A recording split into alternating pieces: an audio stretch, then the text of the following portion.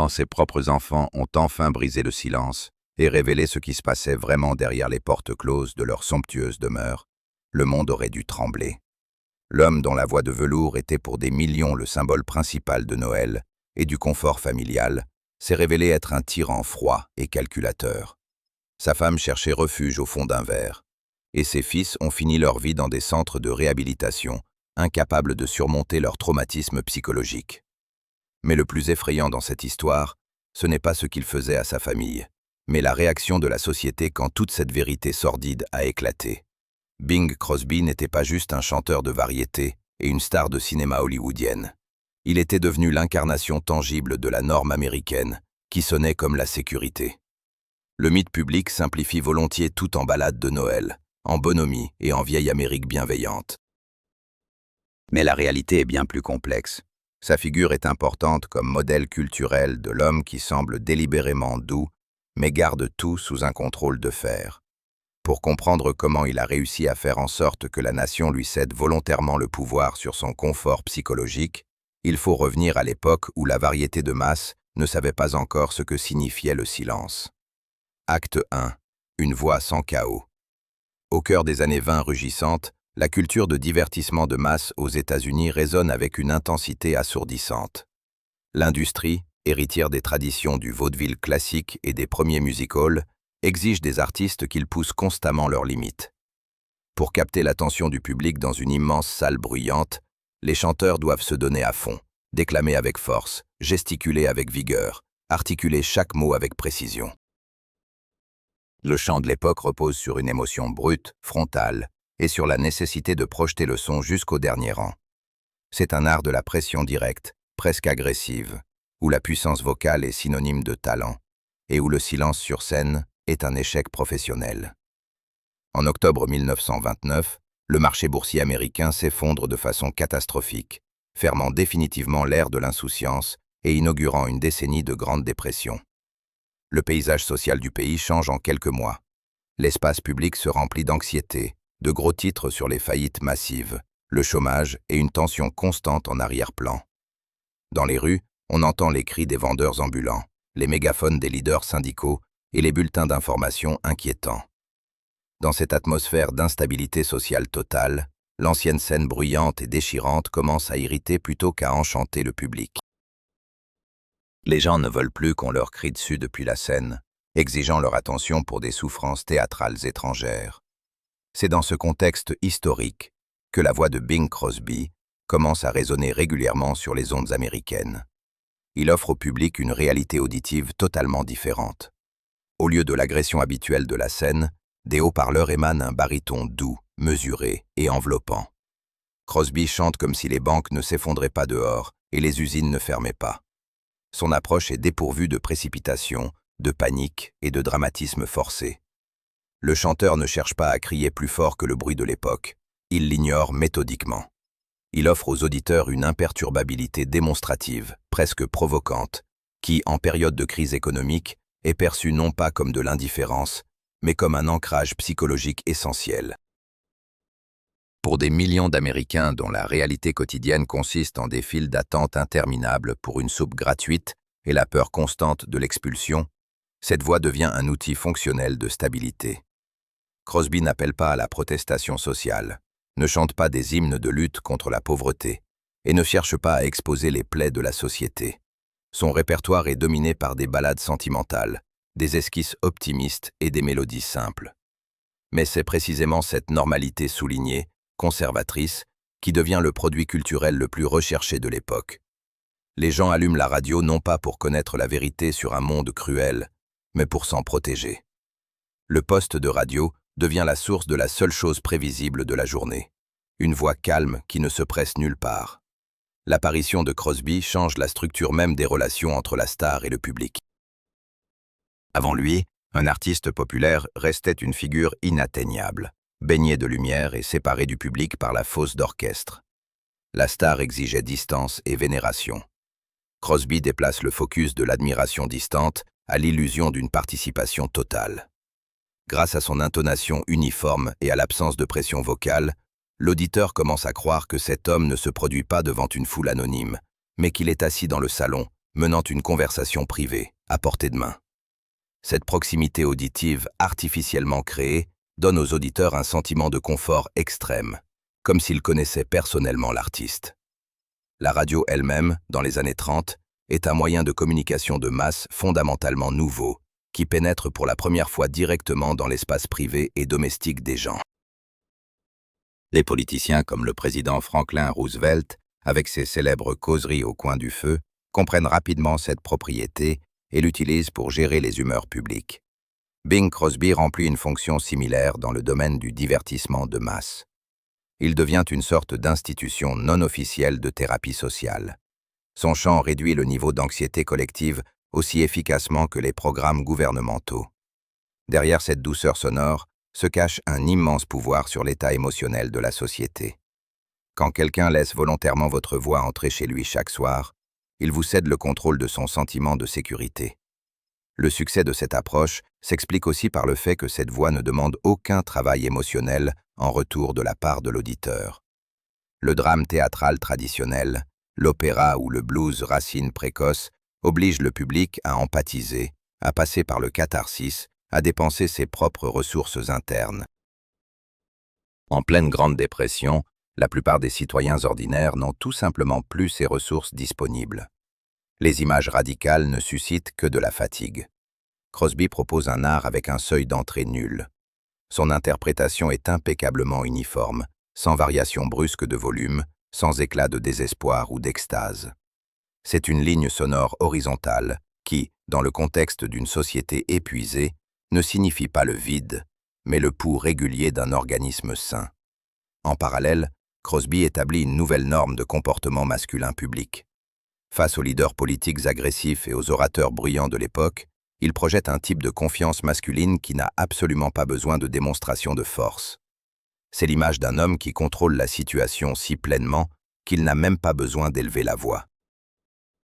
Le calme du chanteur est perçu comme une preuve irréfutable que la bonne vieille Amérique, avec son mode de vie familier, n'a pas disparu, mais s'est simplement temporairement éclipsée. La société a besoin d'une figure de patriarche fiable, qui par sa seule présence garantit que tout finira par s'arranger. L'industrie du divertissement reconnaît instantanément le potentiel commercial de cette intonation apaisante. Les studios de cinéma, les réseaux de radio et les labels discographiques commencent à construire autour de l'artiste un système monolithique. Au milieu des années 30, Bing Crosby cesse d'être simplement un interprète populaire et devient l'axe structurant du show business américain.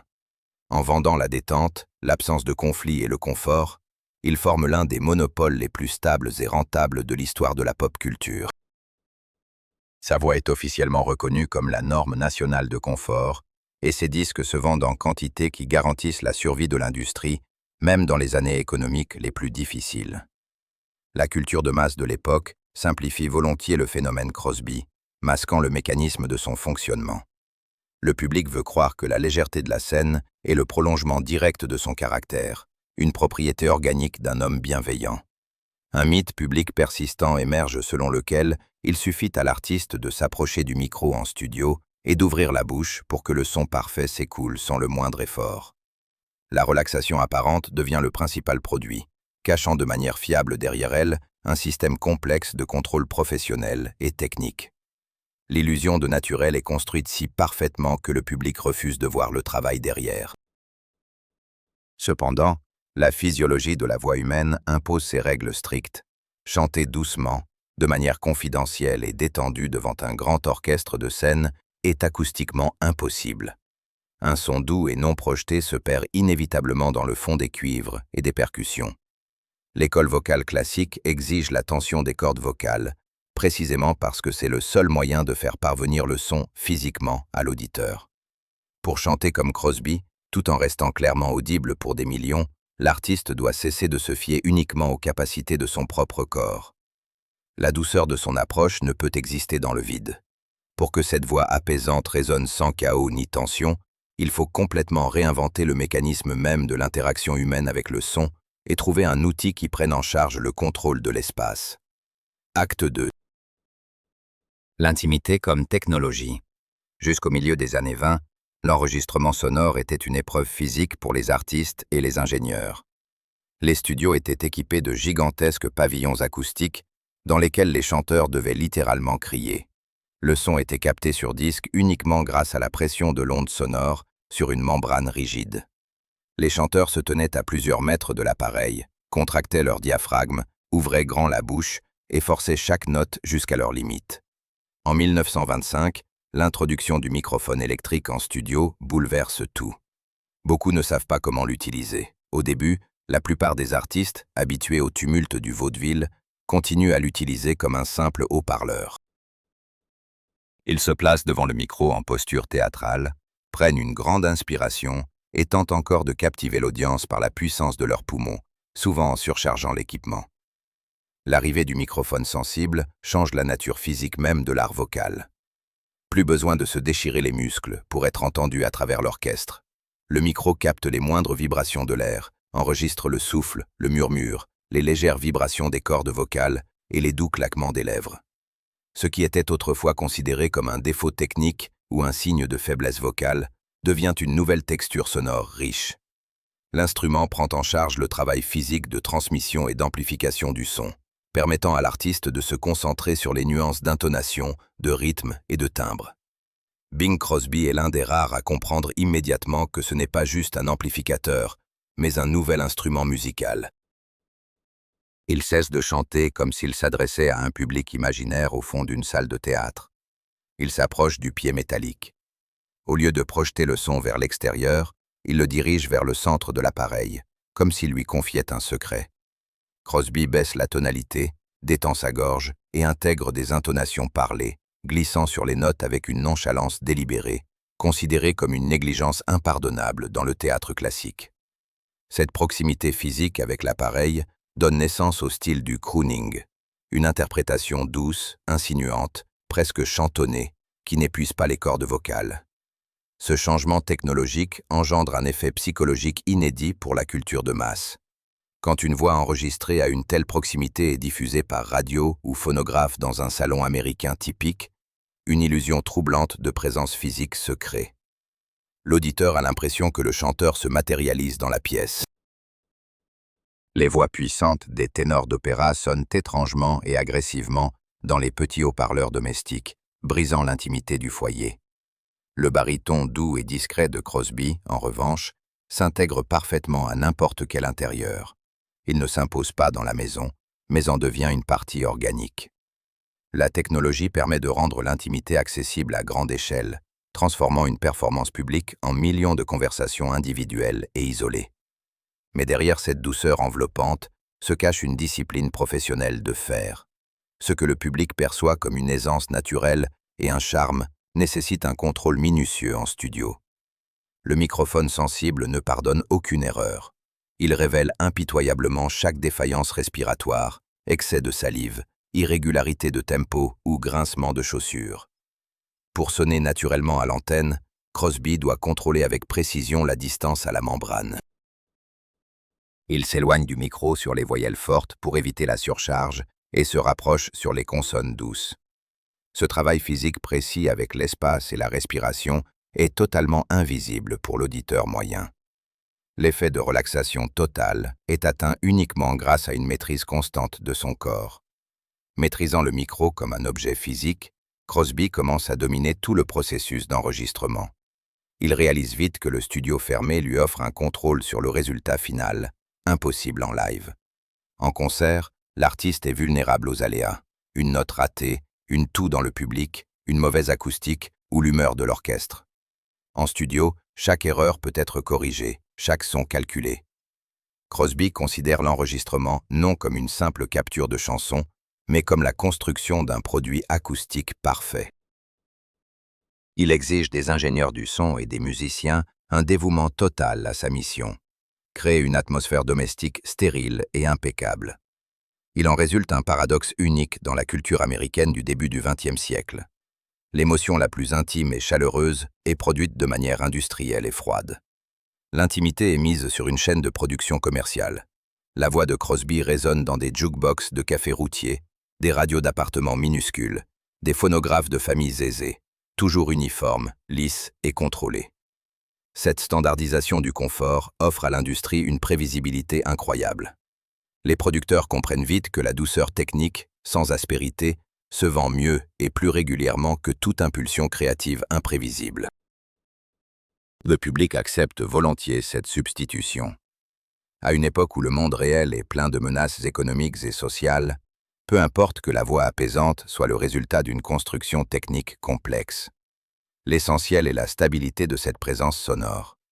Crosby devient le garant que, en tournant le bouton de la radio, l'espace se remplit instantanément d'une sensation de sécurité. Son crooning agit comme un tranquillisant acoustique doux, où la maîtrise technique est perçue comme une chaleur sincère. Le pouvoir sur des millions d'auditeurs s'établit non par la dictature ou la suppression agressive, mais par la création d'une zone de confort absolue que personne ne veut quitter. Cependant, pour construire un véritable empire culturel, l'illusion auditive ne suffit pas. Aussi convaincante et enveloppante soit-elle, grâce à l'utilisation magistrale du micro, elle reste invisible, immatérielle. Les émissions radio et les disques créent une voix, mais Hollywood et l'industrie des magazines illustrés exigent une présence visuelle concrète de leurs stars.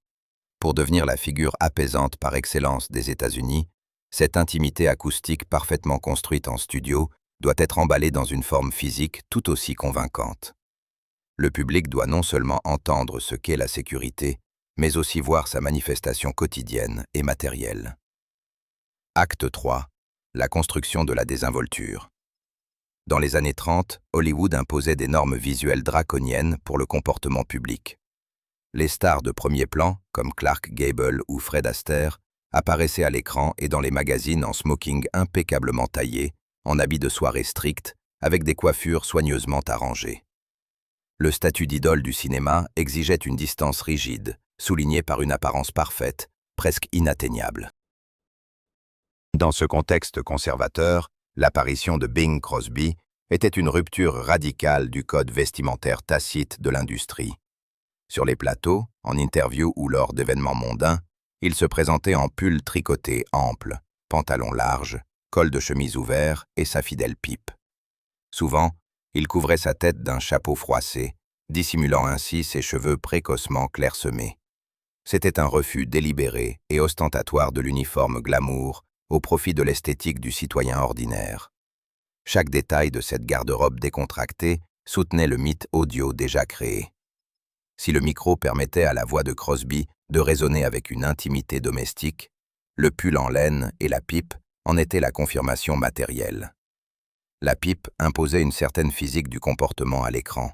Elle ralentissait le rythme de la parole, obligeait à de longues pauses réfléchies pour l'allumer et excluait toute gesticulation frénétique. Le pull adoucissait visuellement la silhouette de l'artiste, le privant de l'agressivité masculine du costume d'affaires classique. Crosby ressemblait moins à une idole inatteignable de couverture qu'à un voisin aisé sortant chercher son journal frais un samedi matin. On proposait habilement aux spectateurs l'image d'un homme toujours en état de repos mérité. Le symbole principal de cette sérénité publique était sa passion pour le golf. Les magazines publiaient régulièrement des reportages où le chanteur se promenait tranquillement sur des pelouses impeccablement tondues, en compagnie d'autres célébrités ou de politiciens. Le choix de ce sport était un coup de maître pour l'image qu'il construisait. Le golf n'impliquait pas de confrontation physique ouverte, de sueur, de rage sportive ou de cris d'équipe, comme la boxe ou le football américain.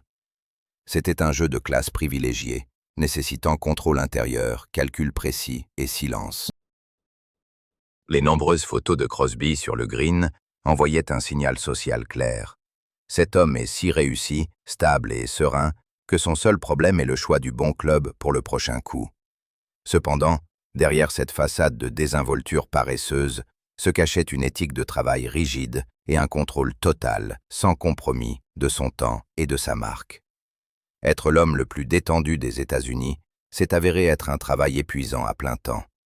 Durant ces mêmes années où Crosby affichait une négligence charmante à l'écran, il fonctionnait comme une corporation bien huilée. Il tournait plusieurs longs métrages par an, animait des émissions de radio quotidiennes, enregistrait continuellement de nouveaux disques et gérait fermement ses actifs commerciaux, y compris l'immobilier et une part dans les chevaux de course. Sa prétendue paresse était le produit d'une discipline industrielle de haut niveau. Toute image où le chanteur aurait semblé réellement fatigué, tendu ou dépassé était impitoyablement écartée par sa direction. L'image publique de négligence était protégée avec une rigueur pédante, ne tolérant aucune erreur. Cette normalité habilement construite est devenue un produit commercial extrêmement rentable. Crosby a offert à la société un nouveau type de héros patriarcal, très recherché. Contrairement aux amants romantiques éblouissants de l'âge d'or d'Hollywood, il ne suscitait pas la jalousie chez les hommes ordinaires et ne menaçait pas leur amour-propre. Aux femmes, il offrait un sentiment de stabilité domestique absolue. La douceur visuelle de son image fonctionnait comme un camouflage parfait pour une domination culturelle. Il ne dominait pas le public par son autorité, mais le poussait à se détendre volontairement en sa présence. La négligence artificielle est devenue l'outil principal avec lequel l'artiste a finalement consolidé son monopole sur la notion de confort américain. À la fin de la décennie, le pull, la pipe, le club de golf et le sourire paisible se sont fondus en un construct monolithique indissociable. Crosby n'était plus perçu simplement comme un chanteur populaire ou un acteur de comédie. Il était devenu l'incarnation tangible et matérielle d'un mode de vie prévisible et sûr. Ce mécanisme bien rodé fonctionnait sans faille en temps de paix, offrant au public l'illusion d'un contrôle total sur la réalité. Mais bientôt, l'idée même de sécurité américaine allait être confrontée à un défi d'une toute autre envergure, mondiale. Et cette figure soigneusement façonnée de voisins imperturbables était destinée à devenir un tranquillisant institutionnel pour toute une nation, prête à partir outre-mer. Acte 4. Le tranquillisant national. En hiver 1941, après l'attaque de la flotte japonaise sur Pearl Harbor, les États-Unis entrent officiellement dans la Seconde Guerre mondiale. La machine étatique déclenche instantanément une mobilisation massive, envoyant des millions de jeunes à travers les océans, vers des conditions climatiques et culturelles étrangères, des théâtres européens et pacifiques. Le commandement militaire se heurte rapidement à un problème majeur, maintenir le moral des conscrits, dont la plupart n'ont jamais quitté leur état natal. La discipline militaire traditionnelle, les marches et la propagande idéologique organisent efficacement les masses pour des tâches tactiques, mais échouent à gérer la désorientation de ceux arrachés à leur environnement social familier. L'État a besoin d'un outil pour compenser le manque de normalité quotidienne dans les conditions du front. En août 1942, le film musical L'Auberge de Noël sort, où Bing Crosby interprète pour la première fois White Christmas d'Irving Berlin. Cette chanson n'appelle ni à la victoire, ni à la mobilisation, ni même ne mentionne les événements historiques en cours. C'est une ballade lente et mélancolique sur les cimes enneigées, le son des clochettes et la fête lumineuse en famille, écrite du point de vue de quelqu'un qui se souvient du passé. Initialement, l'industrie musicale ne parie pas sur ce morceau, le considérant comme un numéro saisonnier banal. Mais à la fin de l'année, alors que les troupes américaines subissent leur première perte sérieuse, la chanson bat tous les records de vente, devenant le produit audio le plus demandé parmi les militaires du monde entier. L'impact de cet enregistrement diffère radicalement de la propagande militaire classique de l'époque. Si les hymnes patriotiques traditionnels exigeaient du soldat tension émotionnelle et concentration sur l'ennemi, la ballade de Crosby fonctionnait à l'opposé. La technique de crooning en studio, la présentation extrêmement douce et l'absence totale d'agressivité vocale créaient un effet d'isolement acoustique temporaire pour l'auditeur. Parmi le bruit constant des machines, les ordres brusques et le fracas de l'artillerie, ce baryton régulier sonnait comme une anomalie. En l'écoutant, on pouvait se distancer psychologiquement de la réalité de la guerre pendant 3 minutes. La voix de l'artiste ne lançait pas à l'assaut, elle ramenait à la vie civile, fonctionnant comme un substitut portable et accessible de la maison. Le département de la défense des États-Unis a rapidement évalué l'effet fonctionnel de ce phénomène involontaire. Bing Crosby cesse d'être simplement un chanteur populaire et devient de facto un atout stratégique du gouvernement américain. Le service de radiodiffusion des forces armées fait de ces enregistrements la base de sa programmation. Des disques spéciaux incassables de ses chansons sont envoyés par tonnes aux bases d'approvisionnement avancées avec les rations et les médicaments. L'artiste se produit régulièrement devant les troupes lors de tournées gouvernementales, visitant hôpitaux de campagne et camps militaires en Europe. L'appareil d'État utilise méthodiquement son image déjà formée d'Américains détendus et imperturbables comme un tranquillisant de masse, capable de prévenir l'épuisement collectif. C'est à ce stade historique que se produit une transformation fondamentale du statut du héros. Crosby se fond définitivement avec l'idée même de ce pourquoi cette campagne massive est menée. Le concept de mode de vie américain, trop abstrait pour un fantassin dans une tranchée sous la pluie. Mais la voix de Crosby donnait à cette abstraction floue une forme concrète, tangible et attrayante.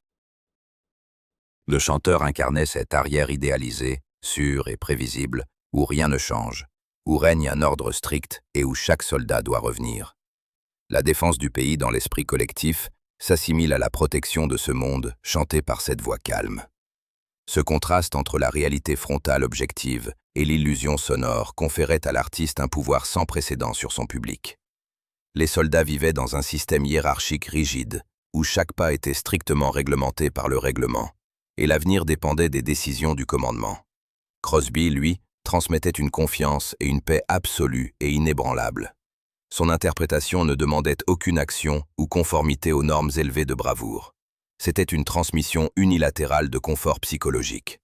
Il suffisait de régler la fréquence du poste de radio pour recevoir sa dose légitime de stabilité garantie, emballée dans une forme musicale impeccable. Cet effet tranquillisant agissait de manière symétrique sur la population civile à l'intérieur du pays. Pour des millions de familles restées aux États-Unis, attendant chaque jour des nouvelles de leurs proches, écouter les mêmes émissions radio créait une puissante illusion d'espace commun. Quand une femme travaillant dans une usine de défense en banlieue américaine et son mari sur une base militaire en Grande-Bretagne écoutaient simultanément le même programme de Crosby, un pont virtuel se formait entre eux. La voix du chanteur synchronisait l'état émotionnel de toute une nation, servant de dénominateur universel pour des gens séparés par des milliers de kilomètres d'océan. Chaque soir, il garantissait à l'arrière que les valeurs fondamentales restaient immuables malgré la crise mondiale. À la fin de la Seconde Guerre mondiale en 1945, Bing Crosby acquiert le statut de figure institutionnelle monumentale. Sa popularité dépasse définitivement les métriques habituelles de l'industrie du divertissement. Il devient de facto synonyme de la norme sociale américaine. Le succès de White Christmas fixe pour des décennies sa monopolisation absolue du concept de confort familial, faisant de lui le gardien officiel des valeurs américaines traditionnelles. Le public, marqué par une expérience historique traumatisante, croit sans réserve que celui qui peut si convaincant et thérapeutique incarner un foyer sûr pour toute une nation est par défaut l'incarnation idéale et irréprochable de ce foyer. Ce triomphe absolu de la normalité publique exigeait une suite logique inévitable dans la sphère privée. La société était convaincue que l'image de calme de Noël, de fiabilité patriarcale et d'idylle familiale reflétait directement la vie réelle de l'artiste. L'image parfaite de l'ordre traditionnel qu'il vendait avec succès à des millions d'auditeurs à travers les stations de radio d'État et les films hollywoodiens nécessitait une confirmation interne absolue. Mais maintenir cet ordre ininterrompu et le statut de père américain principal nécessitait des mécanismes de gestion radicalement différents de la douceur télévisuelle. Derrière la façade bien réglée de la maison confortable se construisait un système fermé où la relaxation visible cédait la place à des règles strictes et où la distance et la hiérarchie devenaient les principaux outils de contrôle. Acte 5. Les limites du domaine privé. En septembre 1930, Bing Crosby épouse l'actrice Dixie Lee. À ce moment-là, l'équilibre de la notoriété et de l'influence dans ce couple est bien différent de ce que l'histoire retiendra plus tard. Dixie Lee est une étoile montante d'un grand studio hollywoodien, tandis que son mari n'est qu'un chanteur prometteur se produisant dans des clubs. Les journalistes de l'époque se permettent même des titres ironiques, appelant le jeune marié « Monsieur Dixie Lee ». Mais cette hiérarchie familiale ne dure pas longtemps. Dès que la carrière de Crosby décolle, le transformant d'un artiste ordinaire en une figure nationale, la structure de leur mariage subit une transformation radicale et irréversible. La création de l'image publique monolithique du voisin américain par excellence nécessite un cadre domestique adéquat. L'industrie vend un rêve conservateur et fiable, et pour le maintenir de manière convaincante, le chanteur a besoin d'une famille patriarcale classique. Dixie Lee cesse progressivement de tourner et quitte complètement l'espace public des écrans de cinéma. Son statut d'actrice professionnelle se transforme discrètement en celui de l'épouse de l'homme le plus populaire du pays. Ce changement n'est pas présenté par la presse comme le résultat d'un conflit ouvert, mais comme une soumission naturelle aux lois du temps et du genre. Mais c'est précisément à partir de ce moment que la vie privée de Crosby devient un territoire fermé, fonctionnant selon des règles internes très spécifiques. Dans le studio d'enregistrement, Crosby met en place un système de contrôle technique et administratif absolu, garantissant un résultat commercial impeccable et prévisible. De retour chez lui, il transfère inconsciemment ce besoin de régulation totale à sa propre famille. L'immense manoir du chanteur, isolé des regards par de hauts murs, cesse d'être simplement un lieu de repos après un travail intense et devient le prolongement logique du complexe studio. La détente apparente que Crosby transmet si habilement à travers le micro à tout le pays s'arrête net au seuil de sa maison. À l'intérieur, un environnement rigide et intransigeant se met en place, où chaque détail domestique doit être à sa place exacte et où la routine quotidienne ne tolère aucune improvisation. Pour un homme qui vend à la nation l'illusion de la décontraction, l'imprévisibilité sur son propre territoire est absolument inacceptable. L'outil principal pour asseoir son autorité dans ce système privé n'est pas la dictature ouverte, mais une distance émotionnelle calculée. Crosby n'a pas besoin d'élever la voix ou de faire des scènes théâtrales pour maintenir son autorité incontestée. Son arme principale est une froideur détachée et soulignée. Le chanteur passe une grande partie de son temps hors du domaine, sur les plateaux de tournage, en tournée de plusieurs mois, dans des tournois de golf et des réunions d'affaires. Quand il est avec sa famille, il conserve cette impassibilité qui, paradoxalement, fonctionne mieux que n'importe quel cri. Cette distance intentionnelle fait comprendre à tous les habitants de la maison que les règles sont établies par celui qui est le moins émotionnellement dépendant de la situation. Pour Dixie Lee, ce système de coordonnées calculées devient un piège psychologique sourd. Être l'épouse légitime du symbole national de confort et de stabilité masculine signifie l'absence totale de droit à l'expression publique de mécontentement, de fatigue ou de crise personnelle. Les spectateurs américains sont sincèrement convaincus que derrière les portes closes de la maison Crosby règne toute l'année une atmosphère de fête de Noël lumineuse, où le maître de maison bienveillant en pull ample crée autour de lui une aura de sérénité indulgente. Maintenir cette vaste illusion exige de l'épouse une suppression volontaire et totale de sa propre identité. Elle se retrouve enfermée dans le cadre rigide du rôle de la parfaite ménagère des années 50, dont la tâche sociale se résume à servir de décor impeccable et à ne pas détruire le fondement commercial du mythe de son mari. Dans un contexte d'isolement chronique, d'absence de réalisation professionnelle et de vide émotionnel, Dixie Lee développe une grave dépendance à l'alcool. Dans le cadre strictement réglementé et froid de la maison, c'est presque le seul mécanisme compensatoire et moyen de refuge psychologique qui lui est accessible. La dépendance devient sa forme personnelle d'évasion de la réalité institutionnelle, où il ne lui est demandé que de figurer sur des photos de famille pour les magazines glamour. Pendant ce temps, la machine de relations publiques hollywoodienne et le service de presse du chanteur fonctionnent impeccablement, cachant la maladie au grand public pendant de nombreuses années. Les managers filtrent méticuleusement les rumeurs, contrôlent les publications et garantissent que la réputation de la maison américaine la plus sûre ne subit aucune fissure. La réaction de Crosby à la maladie progressive de sa femme caractérise parfaitement son approche des relations interpersonnelles. Il ne perçoit pas cette situation comme une occasion de rapprochement, de vulnérabilité ou de révision profonde des liens familiaux. Au contraire, il tente de résoudre le problème par des méthodes de gestion d'entreprise directes. Crosby engage des spécialistes coûteux, paie pour la réhabilitation, établit de nouveaux horaires et renforce encore plus le contrôle sur l'emploi du temps de sa femme. Il agit non pas comme un partenaire impliqué vivant une tragédie commune, mais comme un gestionnaire de crise efficace, essayant froidement d'éliminer un dysfonctionnement imprévu dans le fonctionnement d'un mécanisme social complexe mais important. En 1952, Dixie Lee meurt d'un cancer. Jusqu'à la fin, le récit public officiel reste impeccable. La presse américaine décrit cette mort comme une fin tragique mais lumineuse d'une grande histoire, soulignant la résilience et le courage noble du chanteur veuf. Des millions de fans sympathisent sincèrement avec leur idole, ignorant que durant les 2 dernières décennies, Cette famille a fonctionné non pas comme l'union de deux égaux, mais comme une entreprise fermée au service d'une image médiatique grandiose. La mort de sa femme ne détruit pas cette image, mais lui ajoute, aux yeux du public, la profondeur dramatique nécessaire. Le départ de Dixie Lee ne change pas les principes fondamentaux sur lesquels repose la vie derrière les portes closes du manoir. Le besoin de pouvoir, emballé de manière fiable sous la forme d'une impassibilité polie, ne disparaît pas. Le modèle de gestion de la maison, basé sur une stricte subordination et une distance émotionnelle, se cristallise définitivement. Crosby reste l'administrateur unique et absolu de son territoire fermé, où le statut de patriarche ne nécessite plus aucune approbation. Et ce mécanisme de contrôle total doit maintenant être pleinement expérimenté par ceux qui, de par leur naissance, se trouvent à l'échelon suivant de la hiérarchie domestique, attendant leur père dans les chambres d'enfants.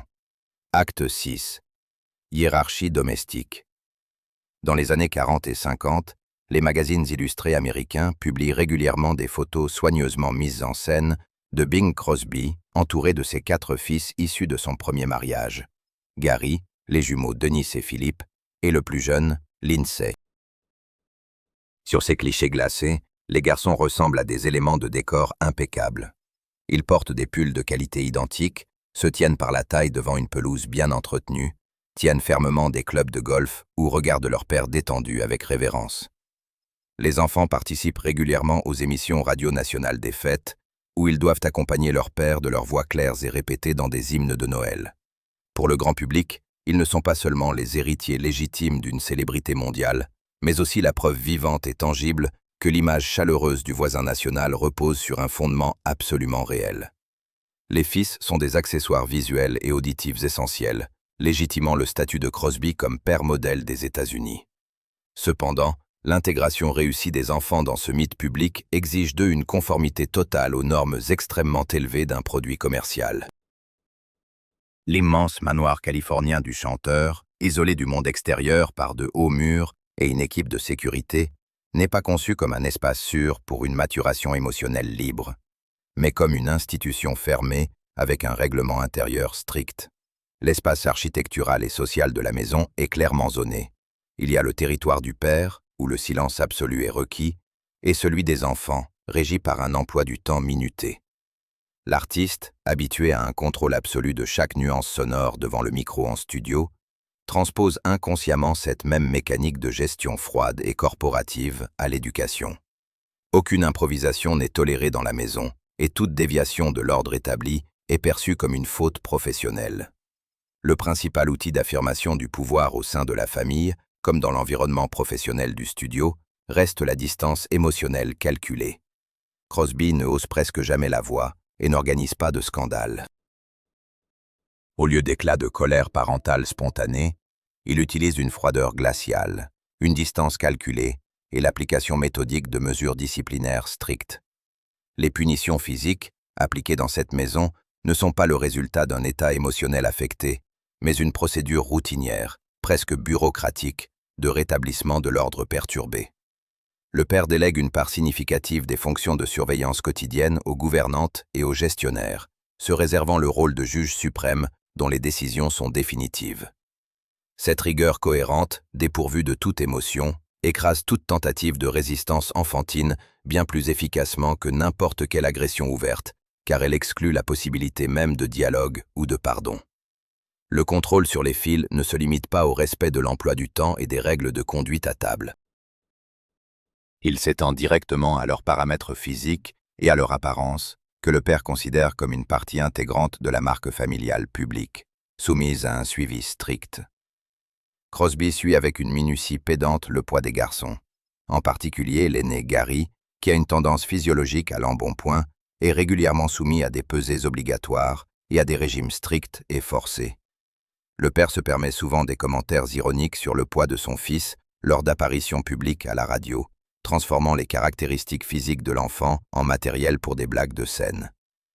Le non-respect des normes physiques fixées est interprété non comme une particularité médicale, mais comme une manifestation de faiblesse personnelle et un manque de discipline. Un autre mécanisme fondamental de gestion est la politique financière.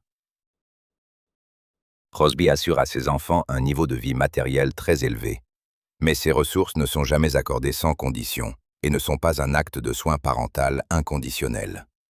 Pour chacun des fils, des fonds fiduciaires spéciaux sont créés, dont l'accès est géré par une armée d'avocats et strictement réglementé par tout un système de conditions. Dans ce système de coordonnées, l'argent fonctionne exclusivement comme un puissant levier administratif.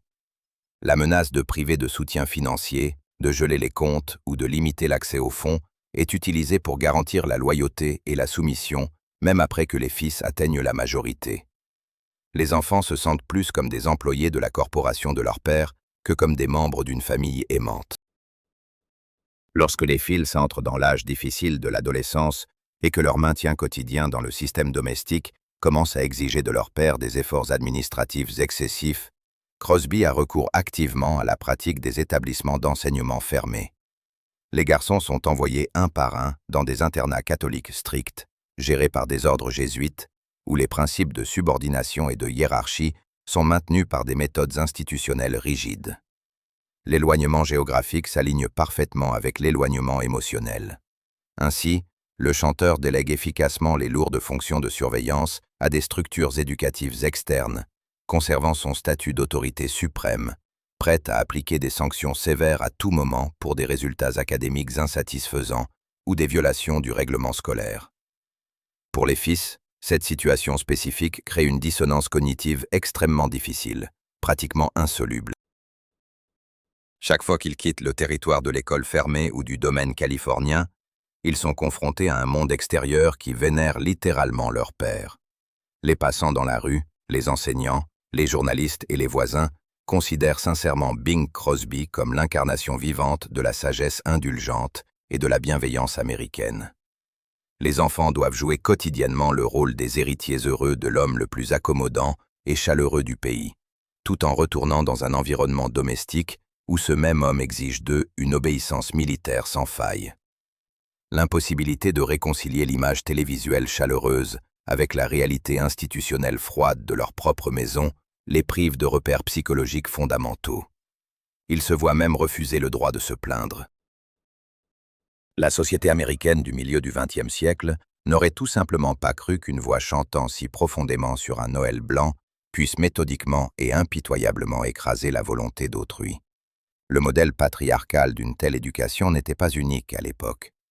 La culture encourageait la retenue masculine et considérait la direction stricte de la famille comme un signe de haute responsabilité sociale dans le contexte de la guerre froide. La spécificité de la situation de Crosby résidait uniquement dans l'ampleur sans précédent de cette façade médiatique derrière laquelle ce système fonctionnait. Dans ce système, l'empathie émotionnelle n'était pas encouragée, mais les attributs matériels extérieurs de la réussite l'étaient. Toute manifestation de vulnérabilité psychologique était interprétée comme un défaut de caractère, nécessitant une correction immédiate par un renforcement de la surveillance. Les conséquences à long terme de cette approche institutionnelle de l'éducation se sont révélées extrêmement destructrices. En grandissant, sans compétences formées de régulation émotionnelle autonome et privés d'un sentiment de sécurité de base, les fils commencent un par un à reproduire les mécanismes compensatoires de leur mère décédée. Le cadre administratif rigide qui les maintenait artificiellement dans l'enfance ne crée pas de soutien interne durable. Dès qu'ils quittent définitivement la zone d'influence directe du manoir, cet ordre imposé s'effondre. Les 4 frères sont confrontés à d'énormes difficultés d'adaptation sociale et à des formes profondes de dépendance qui mènent finalement à des comportements autodestructeurs terminaux et à des tragédies institutionnelles pour la plupart d'entre eux. Néanmoins, la puissante industrie hollywoodienne du divertissement a longtemps amorti avec succès tout risque de réputation pour la star principale.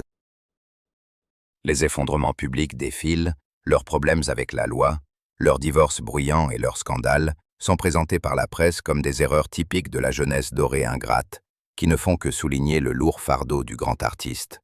La société, désespérément en quête de maintenir son principal symbole de normalité, préfère compatir avec le père fatigué et noble, dont les enfants n'ont tout simplement pas pu se conformer à ces normes morales élevées.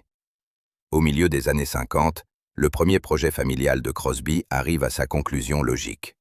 La grande maison est complètement vide.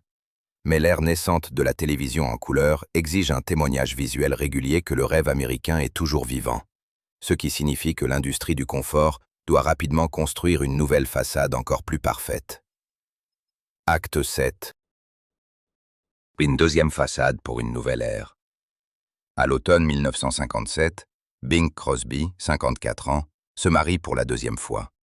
Sa nouvelle élue est l'actrice de 24 ans, Catherine Grant. Dans les années qui suivent, 3 enfants naissent de cette union, Harry, Mary Frances et Nathaniel. Ce renouvellement démographique coïncide avec le moment historique où la radio classique cède définitivement sa place à la télévision en couleur comme principal outil d'influence de masse. Les vieux outils hollywoodiens et les micros de studio perdent leur monopole sur l'attention du public. Pour conserver son statut de patriarche national, Crosby doit réinventer son image, l'adaptant aux exigences strictes des nouveaux médias. La télévision de la fin des années 50 et début 60 impose de nouvelles règles de communication sociale. Elle exige une présence physique régulière et tangible dans les salons américains. Si la radio laissait l'auditeur imaginer l'image, l'écran télévisé nécessite une texture concrète et impeccablement construite. Pour rester le symbole absolu de la stabilité, Crosby mise stratégiquement sur le format des émissions télévisées de Noël annuelles. Ces diffusions se transforment rapidement d'un simple divertissement saisonnier en un rituel institutionnel national, synchronisant en décembre les agendas de millions de familles américaines d'un océan à l'autre. La nouvelle famille du chanteur s'intègre immédiatement et sans réserve dans ce tapis roulant télévisuel. La jeune épouse et les 3 petits-enfants deviennent des participants clés et indispensables des émissions festives. Ils se rassemblent autour d'une cheminée artificielle dans un studio, portent des pulls confortables parfaitement assortis et chantent de concert des hymnes traditionnels. La vie privée de l'artiste est à nouveau fonctionnellement transformée en produit commercial de masse. La deuxième famille n'est plus seulement un joli fond photographique pour les magazines, mais un ensemble télévisuel professionnellement formé. Leur tâche publique principale, démontrer en prime time le bon fonctionnement du modèle familial traditionnel.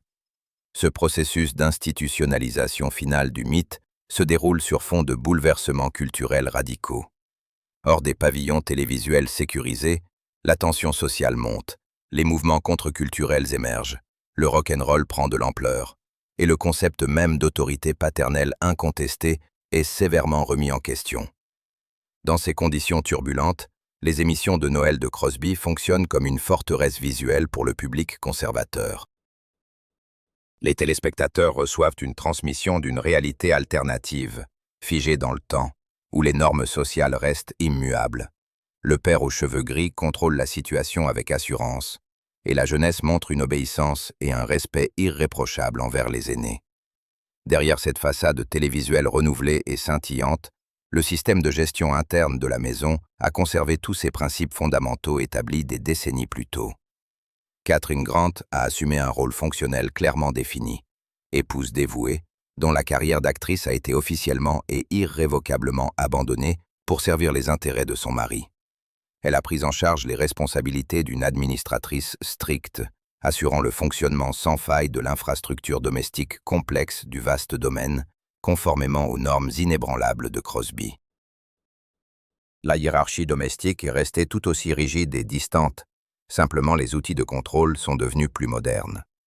L'éducation des enfants du second mariage reposait sur le même besoin d'ordre total et de prévisibilité. On exigeait d'eux une stricte subordination, une discipline rigoureuse et une conformité totale aux normes télévisuelles élevées de la marque. La différence résidait dans le fait que ce système autoritaire fermé devait désormais régulièrement résister à l'épreuve des gros plans des caméras modernes. Les enfants devaient non seulement ne pas perturber la tranquillité intérieure du chef de famille, mais aussi savoir projeter à la demande du réalisateur une joie naturelle et détendue, confirmant ainsi la perfection du confort télévisuel vendu. Au début des années 70, Bing Crosby avait réussi à adapter son image à la nouvelle époque historique. Il n'avait plus besoin de succès musicaux actuels, de nouvelles techniques vocales ou de films à succès pour rester au sommet de la pyramide sociale. Il avait définitivement consolidé son statut de monopoleur incontesté du concept même de fête américaine.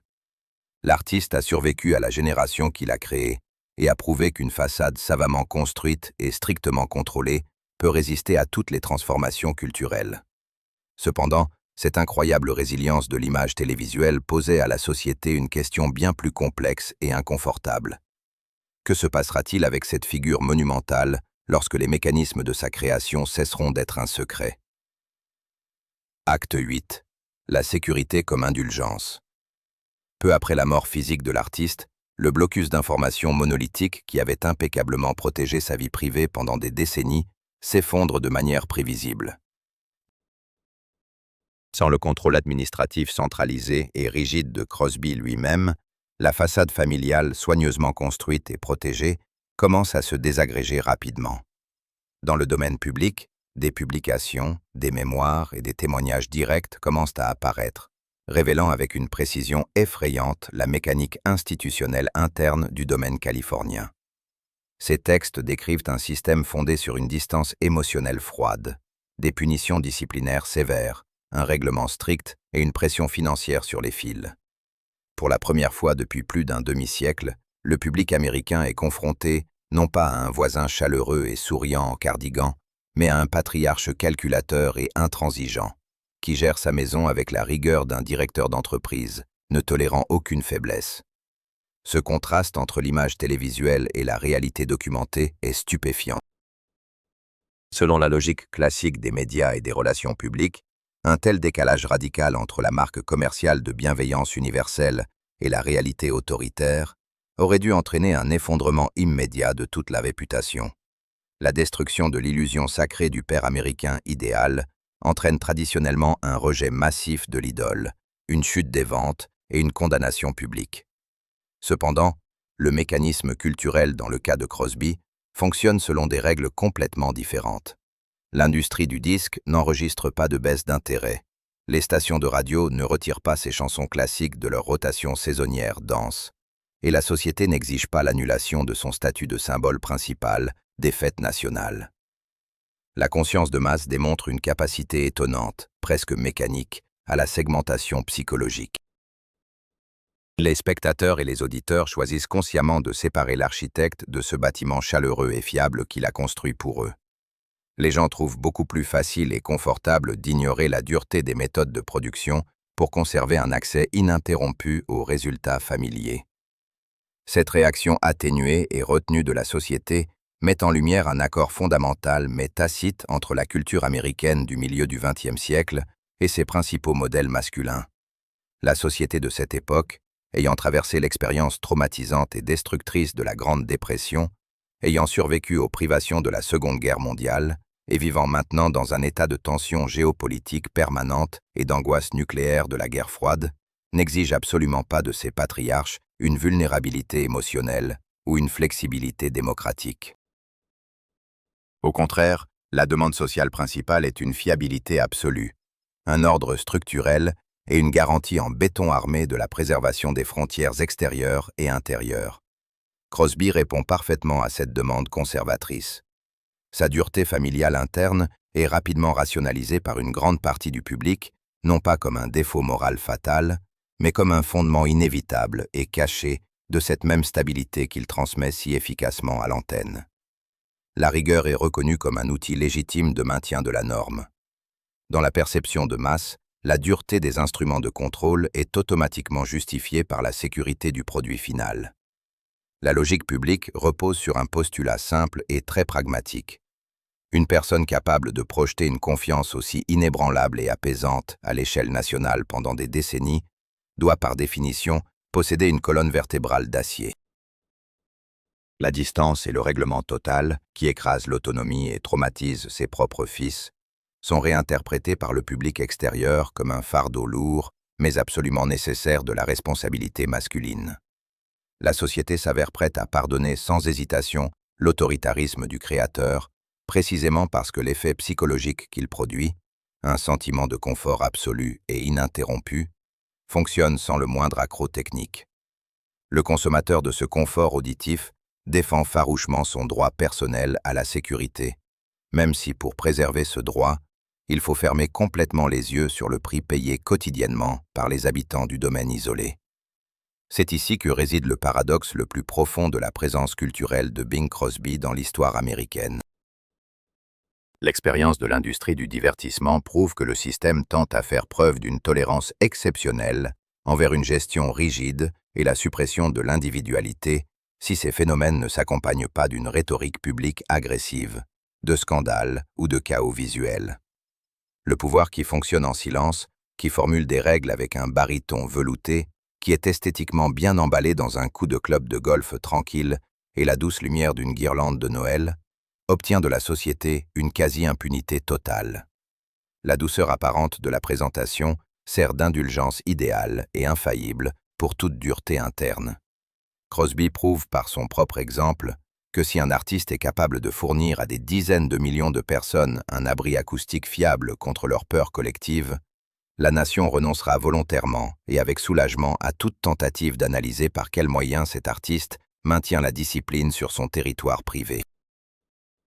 Avec le temps, l'homme biologique, avec toutes ses contradictions complexes, son besoin obsessionnel de réglementer totalement la réalité, ses calculs mathématiques méticuleux en studio et sa hiérarchie familiale froide, est progressivement mais inévitablement exclu de l'équation culturelle. La mémoire historique lance un processus automatique de stérilisation méthodique de l'héritage, séparant soigneusement la personnalité humaine complexe et inconfortable du phénomène acoustique pur qu'elle produit. Au final, seule l'intonation distillée est conservée.